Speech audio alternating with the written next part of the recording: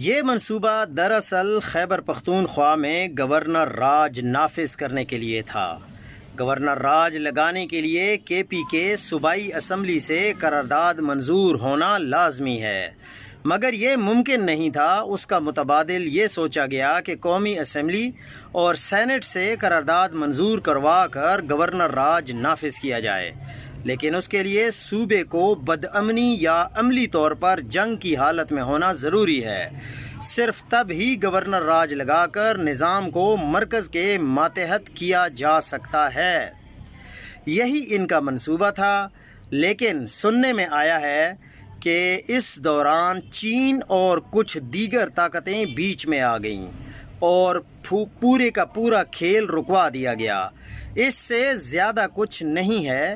ہماری مظلوم قوم سمجھ رہی تھی کہ کوئی اصل جنگ شروع ہونے والی ہے۔ یہ ہم جس طرف بات کر رہے ہیں وہ ہے افغانستان اور پاکستان کے درمیان جو کشیدگی ہے اس کے حوالے سے۔